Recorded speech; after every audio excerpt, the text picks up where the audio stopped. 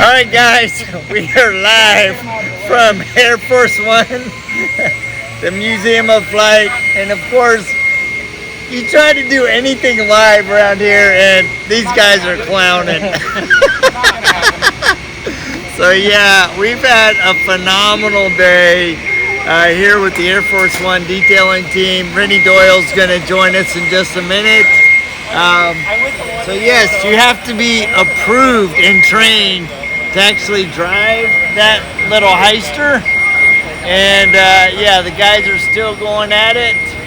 Renny Doyle's checking on them. And yeah, we're having a good time. So we gotta make sure this. Anyway, you guys have a great day and we'll check you later. We need to make sure this. You know, here's the deal. Anytime, and this is a sales, how I've looked, you know, I tell you, if you're going to be good and a good business person, you got to be a good salesperson, right? Right. And so, anytime when somebody calls, you know, hey man, I got this black car. I gotta love. Our guys are special, you know, especially in black cars.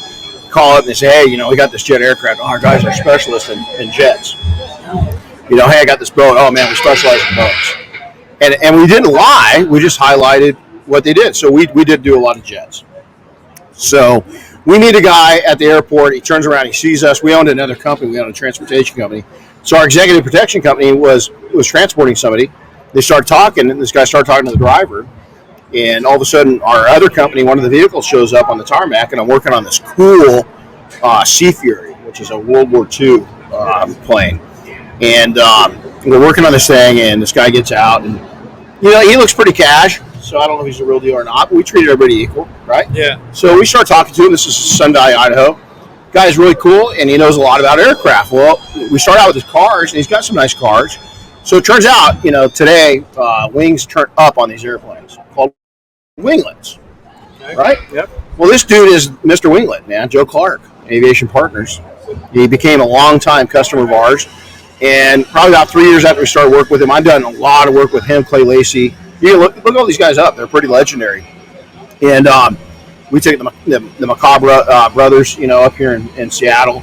All these guys, and it all came through Joe. Well, Joe calls me in 2002, on November 2002, and says, "Hey, I'm on the board, you know, up here the Museum of Flight, and we got a little aircraft I want you to look at, and I think you're one of the only ones to fix it." And it was this Air Force One. And it came in, and the metal, you guys can see how shiny it is behind us. And if you're not, just go on to social media and check it out. It literally, you could not, it was about the same finish as a MacBook. Yeah. You just could see nothing. And so we did the test spot. They were impressed. So in June of 2003, my crew and I, 7 of us, came up. We did it for 2 weeks. And we were able to bring it to probably about 40% of 30% of what it is now, and it's progressively gotten it better. But a lot of people think, oh, you know what, you should go after perfection. You can't. It's because this has got cladding on it. It's a piece of history. This thing's valued at $200 to $300 million. That was what we're insured this year for $300 million. Wow. Because of different agencies, Christie's, these kind of guys, private buyers that would spend that kind of money on it. Yeah. And so, you know, with that, it's a national treasure, and we don't want to deplete, just like on clear coat on a car. This has only got so much you can do on that aluminum. You know, this thing was built in 1958, went into service in 1959 in a presidential service, and flew all the way until the 90s, into the late 90s. And so when we got it here, the Air Force had beat the living tar out of it. You know, they don't know how to maintain stuff. And so we had to go through and slowly but surely. Now it's more maintenance, but a lot of people don't realize too is that every time we work on it now, we use such a light touch that we're getting it. You guys have watched it. It gets better and better every single time. Better. So part of this that I don't think, you know, part of that story is you personally. How cool is it the fact that, you know, and I know the story of you, but years and years ago, it's like a 12-year-old little boy loving airplanes. Yeah. That this is where you end up this many years later. Yeah. I mean, that's probably one of the coolest parts to me is that you get to be around this still, and you know, take advantage of this. You know, and it doesn't stop being cool. That every year. No. Cool. You know, I go up and kiss the nose of her every time, and this is an emotional year because, you know, I mentioned Joe Clark, but when we left here the last time, we missed a year because of COVID. and so the shutdown. So last year it didn't get service. So it was a little more work this year. But even now, missing year, it still is nothing like it was in the past. But when I left here last time, my mom had just got put on in hospice. And so we got up here the first week of July. Last year, a week earlier, my mom had been in hospice for a week. And that's September 28th, we lost her. And then COVID, the shutdown happened, we got her buried, shutdown happened, and then we lost Joe Clark, the guy that got me this project. And so it's coming back is we're going to go over on his memorial and clean up. He's got a winglet that was dedicated to his company, Aviation Partners, and we're going to go over and clean it up because just in a few weeks they're having a memorial for him here. So that's how important of a guy. But yeah, I started towing a BMX bike, in 1979. I towed a wagon behind a mongoose and towed it all over, the local airports in my area, detailed airplanes. Yep. All right, guys, now we are with Dan Gill from DMP Detailing. Is this your first year? It is. It is. Year. He is another rookie. So how has this year being on the detailing team at Air Force One impacted you, brother? A lot. A tremendous amount. The people you meet, the things you get to do, being able to touch history, literally, and being part of this project is something I've always wanted to do ever since I even heard about it. And just being here, actually I get chills just thinking about it. You're living, it's history. Yep. And we're preserving it for years to come for my kids and your kids and everybody else's. We're preserving it and keeping it, and that way they know what it looked like instead of just a pile of junk out in the aircraft yard. And you're working on my baby. I've Absolutely. spent many hours on this plane right here. I think everybody I got has. the shoulders to prove it. So. Yeah, this one will beat you. This one definitely beats Absolutely. you. And you are the guy to get it done. We're doing the best we can. We're going to give it all. Hell of a job. We got a shortened crew this year, and they're doing an excellent job on these two planes. We've actually got a tremendous amount accomplished with as few people as we Yeah, it's amazing what happens when you have a unified mindset and unified vision and goal. Absolutely. And talent and passion. Man, you can get it done. Absolutely, you can. So, you talk about tributes too. I think, one of the things that's really cool is, even on the detailing team shirts this year is a tribute to Steve Edelman. Yep. And so this year has a lot of impact, right? We've had the year of COVID. We're running a smaller crew this year. Yeah. And so the whole dynamic's different, but the feeling is exactly the same. Oh, it is. It is. The feeling, it's like, you guys saw how we started out. It was a circus. There's always a time for play here, but everybody is here to get the preservation work done. And I actually had a really good to Evan about that. As as we're cleaning up from media day, Kyle looked back at me and says, "Hey, can you grab the gate?" Yeah. And for those of us that have been here before, you understand what that means is there's gates and fences around stuff because this is a live museum. There's people coming in and out of here all day long. Right. There's guests here, and you have to keep everything not just clean as in, we're cleaning something, but clean as in a guest needs to be able to walk through here and see that it's still a museum. One of the top aviation museums in the world. I think the only thing that could maybe have a little more unique collection than this is the Smithsonian. Yeah. It's there's the Air Force Museum's got some cool stuff. They don't have that. They actually do. They have the other one of that? Yeah. They actually do. They do. And so, but they don't have a lot of other things. And we're sitting underneath the tail right now of a Concorde jet. Yeah. British Airways Concorde jet. There's F-18s in the back. There's the last remaining flyable B-17E model. One of the last remaining B-29s, which we're working on, both. Yep. But a lot of work on the B-29. My shoulders still ache from the B-29. My shoulders are destroyed. If you're a detailer and you hit 45 or 50 and your shoulders aren't giving out, just wait, they will. I think one of the things that a lot of people ask, right, because Rod and I have been involved, this is what, our fourth year involved with this. We get asked this all the time. how do I get selected for the detailing team of Air Force One? Here's the thing: is continuity. And so to keep the continuity is that Diane and I and Chris run a training center, and we have since 2005. Unbelievable, 16 years, and we train professional entrepreneurs. And everybody says, "Oh, you train detailers?" No, we train entrepreneurs. There's a difference. We'll train you as detailing, but that's we do a 1-day extreme class, and we do a lot of over around the country. But our 5 days is not towards. I want to clarify this. It's a lot of detailing skills. I mean, it's 60 to 70 hours. It's going to kick your butt. But the biggest thing that we teach is entrepreneurship. And tying it in. Everybody that's on this project has come through that 5-day extreme class. They start there, and then we pick from our group and its active members. So the reason why is if we brought different people here, there would be no respect for it. And we know your abilities. And it's not even if you're badass. Matter of fact, sometimes the most badass detailers that are OCD are dangerous on this level of aircraft because they don't know when to say when. Yeah. And this one, you can't go extreme because you'll cause damage. And a lot of people don't understand that. And I've actually, there's been some talk back and forth on social media. Oh, you guys could get it better. Yeah, we could. And we could never do it again. Right, exactly. We could never do it again.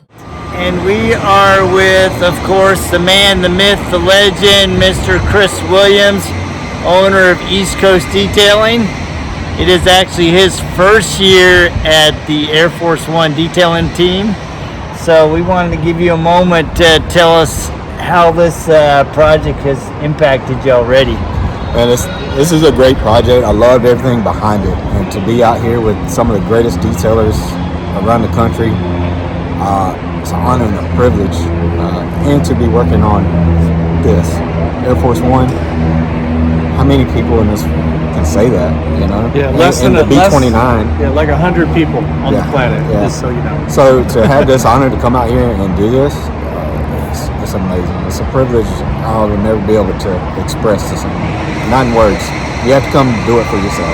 Yep. Well, and I just know when I saw your name as one of the detailers selected, I was like, yes, if anybody deserves a selection team, you do. And of course, Marcella, I'm sure her time's coming, but you especially deserve it. So I appreciate it. And I'm very, very happy. And I would look at that and say, because we've been on almost, Jody and I were walking around today looking at every one of the planes in here that we have worked on. And personally, every one of us has had our hands on every one of the 17 planes in here. Yeah.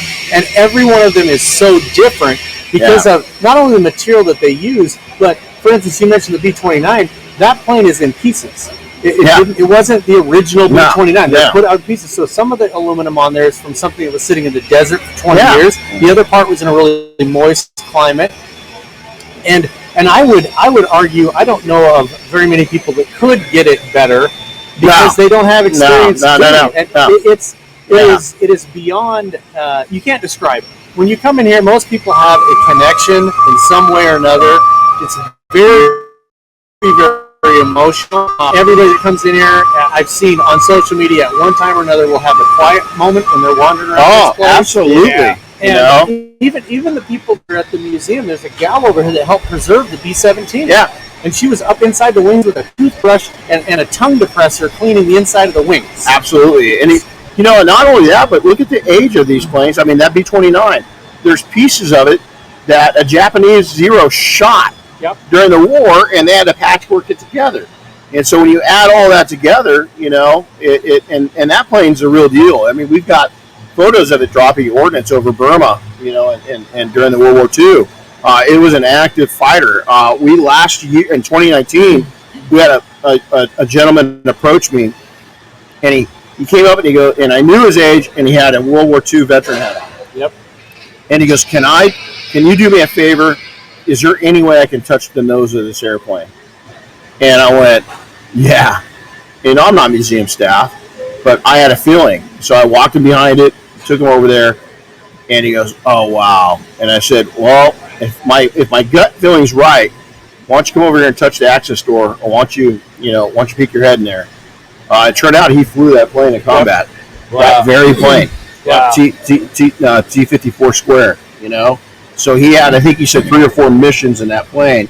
Wow. Before something, it got shot up, and he moved to another plane, and he just never went back to it. Yep. You And know? I remember that him coming in here, and it was unbelievable. There was like a silence. Oh, it was weird. It was eerie. We met one of the pilots of the guy that flew. 25 missions in a B-17. You were done. Your flying career is done. Well, this guy, him and his crew get to 25. They made it, which is like pretty rare. And he flew like another 20 missions over Berlin. Wow. And we got to meet him. That's crazy. And here he is. He's 90. He was 94 and a half. And he kept telling us, if I said you're 94, no, I'm 94 and a half. And he's counting those moments. He was, man. He was counting those moments. But it's funny because Diane was here, my wife, and we wanted to take a picture with him. So he wrapped his arms around, and hugged Diane. And he goes, hey, gentlemen, I'm kind of enjoying this. Take a few more pictures. And so here he is, 94 and a half, and he's still spitting game. Yeah. And it's awesome. Interesting because when people get older like that, they do that. My grandfather, that was the one that was in World War II, he actually got to go on that what they call the flight where they take him back and oh man, and they make him sit in a wheelchair, and there was a female 4-star general. And as she came by, everybody was saluting him, and he stood up and he said, "Hey, how about a hug?" And she gave him a hug. And he's like, you know what? You don't get many chances to hug a 4-star general. Well, it's funny because Diane told him she's an NCO, and he goes, "Well, you and me, we're not supposed to be doing this, but I'm an officer." And so I looked at him and I said, "Sir, I'm an officer too. I give you permission." He goes, "Do you outrank me?" I said, "No, but it's okay. It's okay." And I said, "You outrank me," and I said, my generation would shit our pants to go through what you did. But, it's amazing. And something that you guys will never, that if you're listening, that hum, that sound, it never leaves you, Yeah. Because the machines on the aluminum, it's different than doing a car. And the fact is like I told these guys, is that the day one, they were asking, they said, well, what's your long-term plans with this? And I said, at some point, you guys are going to be here. And one of the guys says, and you're not. And I said, no, I'm going to be here, but my name's going to be on a plaque. Right. And I said, so you're going to go by and say, I remember. These artifacts are going to go on. We've changed the direction of these artifacts being taken care of for an indefinite period. And we're detailers. I mean, we're detailers. And so it's really cool to see us, have a piece of history that is going to live on, way after we do. Yeah. And my kids were brought up, I started this in 2003. Well, my youngest daughter wasn't even born yet. Right. Right. And they've all come up. And so, they started coming up in about 2008, 5 years, into it. And our daughter in 2012 did her senior project, here. And that was the first time she was officially part of the crew with a tool in her hand. Now she's a helicopter pilot. She's a Marine. She teaches flying. She's got all these, I'm the longest lasting student pilot in the history of mankind. So, but here's my daughter that I've gotten to live a different side of aviation. Had I'd rather gone her direction, that just wasn't in the cards. Yeah. Am I jealous? No, I'm proud. Yeah. Our other daughter, Delaney, that also, she did her senior project on it. She is a maintenance officer in the Air Force. She's a lieutenant. And works on F-22s and F-35s as an officer. That's cool. And here they've come through. So this is more than just, and these individuals, you guys have been touched. These guys didn't just come in and sponsor it. Bob and Dave didn't come in and sponsor it. They're running tools. Yes. All four of you guys getting dirty, getting nasty, working really, really, really hard on taking part in this. Pretty exciting. I tell you, I made a comment at the beginning of the week when the team was coming out. We hadn't come out yet. And I said, you know what? This is going to be the hardest, most impactful week of their year. Walking around some of these warplanes, knowing what they were designed for, walking in them, it's very, very humbling. It makes you realize what these young kids had to do back in the day. And it's just breathtaking, very humbling.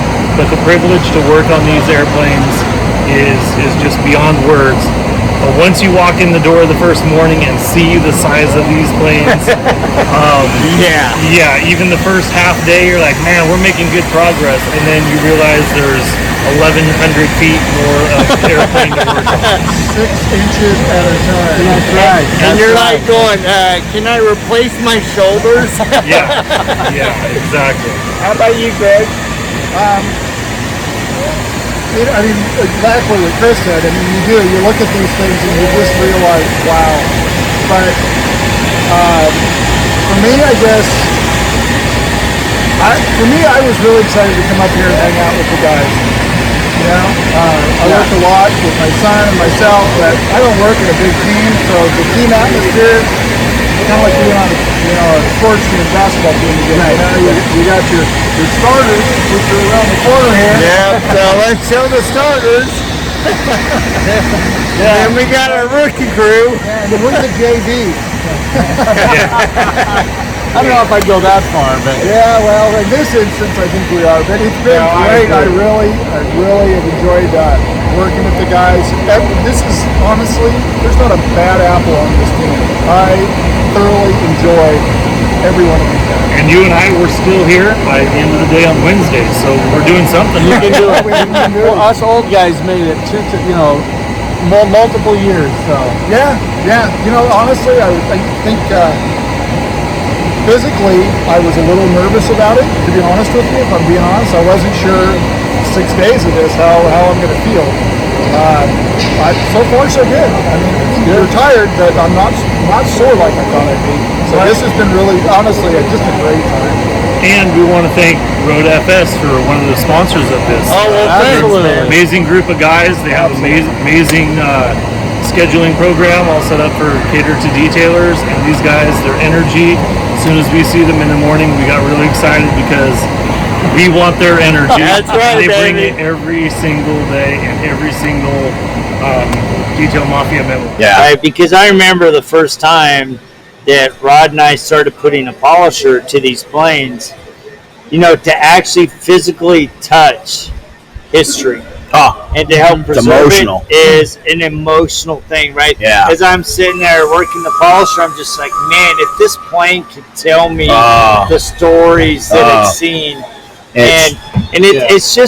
it's such a humbling experience to be a part of it, and Evan, the guy that facilitates this. He's the outdoor curator. The outdoor curator. I mean, he does a phenomenal job, and we have to give him a major shout out because if it wasn't for him, in large part, we wouldn't be able to do all the things that we're able to do to preserve these crafts. Well, it's a project we tried to do, once a year, get this thing funded and put together. We had problems last year, with the plague. Kind of spoiled everybody's plans, and things kind of went downhill a little bit as even the museum world came to a halt, as you can imagine. But the planes were still here, so the planes, still need maintenance. And the cleaning and the preservation project is always forefront in what we do. People look at it as appearance. The first thing they see is the appearance of the planes. It's important. So we not only do the appearance, but with the products that we use through our great suppliers, they pop. They really come out and really shine, and it helps preserve those all of our aircraft and our planes. how does it feel this year with the smaller crew, in your opinion, versus the years we've had larger crews? Well, I can maintain my sanity a little more because I don't have 60 people flying around. But most of these guys have been here before, and so they know exactly what to do, exactly where to go, exactly how to do it. They know how to apply the product. They know how to get the most from those products and the most out of themselves. And plus, I'm able to beat them up until the end of the week, which is pretty good. But with a smaller crew, we have to concentrate more and some of the vital area, the core of our museum, which is obviously Air Force One. It is, it's kind of the queen of the fleet. And when we've taken a shining little pun there, shining to the B-29 bomber, and we've really worked miracles on that plane, and turn it into a mirror, and it's really cool. So we've just kind of downsided the number of planes that we're able to do, but what we do is done very well. Yeah. And it's such an amazing project. The team and the energy and the spirit that happens as we go through this throughout today and the entire week. I'm telling you guys, if you're in Seattle, you gotta come to the Museum of Flight, because Evan and his team, they've done a phenomenal job of bringing and gathering and collecting and putting together some beautiful, relics of history that really tell a story of America. Yep. We love you guys. You're awesome. I think one of the things that really is impactful to me is as we were flying over here today, and I was thinking about being here and what it looked like and feel like, as it looks and feels different every year. Is with all the garbage that's gone on in the United States in the last couple of years. This is one place where you come in here and that kind of just dissolves away, and it's your one way to give back and to help preserve American history. And there isn't any of the garbage, there isn't any of the political crap. It's American history. And for everybody that's an American, this is our one way to give back. Yep. That's the way I look at it. Is like I'm actually providing a service to the United States and helping preserve a priceless piece of American history. I love seeing posts where people, detailers, are going, "What's the most expensive thing you've worked on?" And I just laugh. I just chuckle. I go, well, one of them is insured at $350 million, and then there's the other 16. And it's funny because this is the first time it ever happened. This is the first time that we had to insure it for $300 million worth. Yeah. And on Tuesday, I get a call and I'm like, "That's our insurance agent," and we renew our insurance right before this. And so I'm calling. I'm going, uh-oh. It's like I pick up the phone. And he goes, "Hey, how's it going?" And you could hear hesitation in his voice. And I was like, "Well, you want the good news or bad news?" And he goes, "Uh-oh." And I said, "It's going amazing well." I said, "Listen, we're so slow moving and so precise with this aircraft that there's, I won't say there's no way we can damage it, but we're gonna try everything that's humanly possible to not hurt human or airplane." But this is a funny story because, and I don't get to tell a lot of people this, but I've talked to original flight crews that flew President Eisenhower, Supreme Commander of World War II, by the way.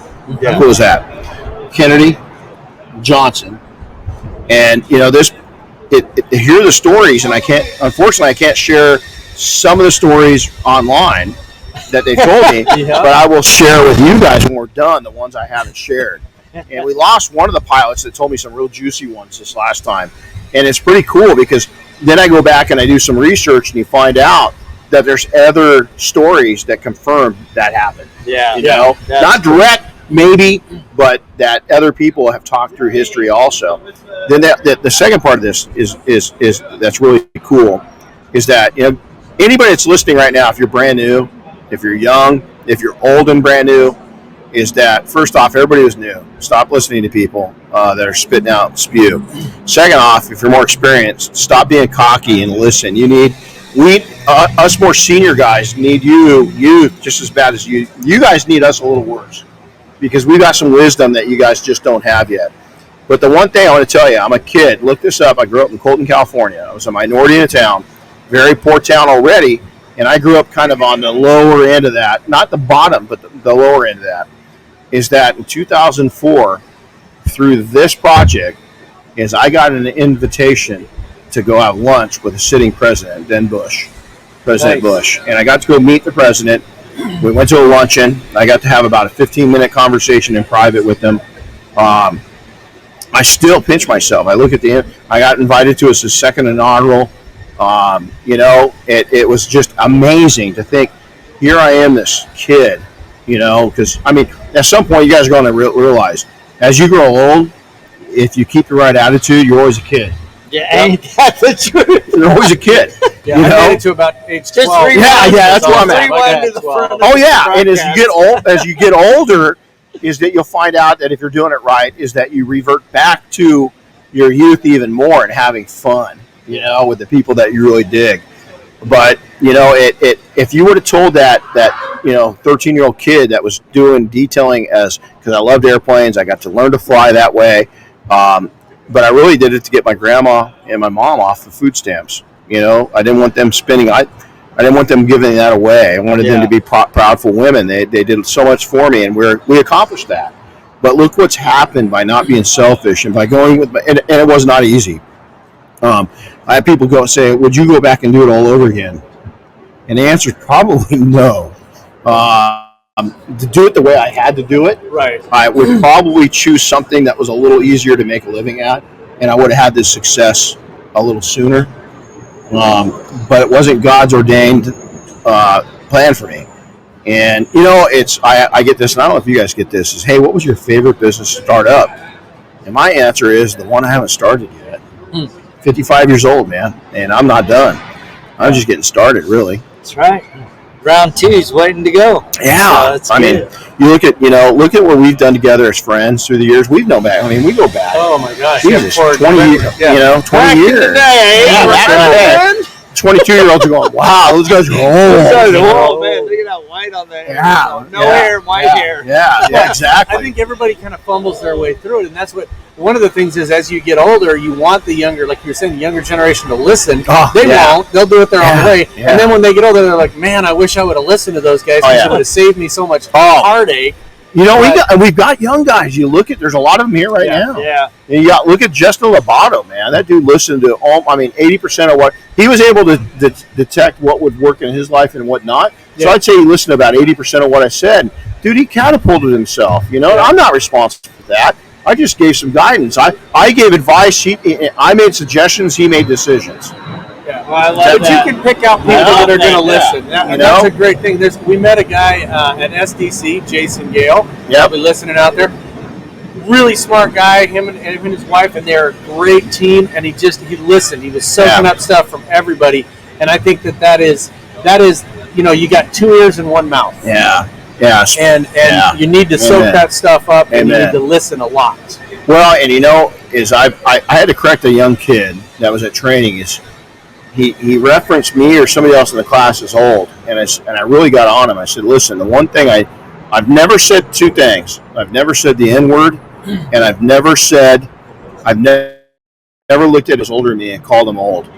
And I said the reason why is obviously the first one I mentioned is disrespectful. It's awful. It's ugly. But the second one is that I value, to this day, when I meet I talked to a gal today for about 15 minutes, and in 15 minutes she popped on so much wisdom on me, that I just shut up and I let her talk. You guys met her. She worked on the B-17, and she was laying down some stuff that was absolutely, it was nuggets of life, nuggets. And I'm sitting here at 55. Carol Shelby told me, how old are you? And I said, I'm 39. He goes, son, you're still retarded. Well, 55, it hasn't improved much. It hasn't. But here's what he said. He goes, listen, I've said this a lot. He goes, listen, at 40, you're going to start slowing down and really developing what and who you are. At 50, you're going to start rolling in it. Yeah. And at 60, you should really be cranking out some good lifestyle and money. And at 70, you wish you were 50 again. Ain't that true? Yeah, and I got to talk to him again when he's 80, and I said, hey, man, you remember talking to me? And I told him the story. He goes, yeah, I remember that story. He goes, I don't remember you, but I remember telling you the story. And I said, well, shit, I had hair when I talked to you last time, you know. And he goes, that's okay, I did too. And I said, so what about at 80? And he goes, and he says, I want to tell you, not a lot's changed. And he says, the heart of a lion is the heart of a lion. And he says, I found out a lot of similarities when you get around people that are entrepreneurs. And the ones that do the best have got one thing in common. It's unbridled desire. It's unbridled passion. And it's unbridled determination. And he says, son, that doesn't change at any age. Oh, I love that.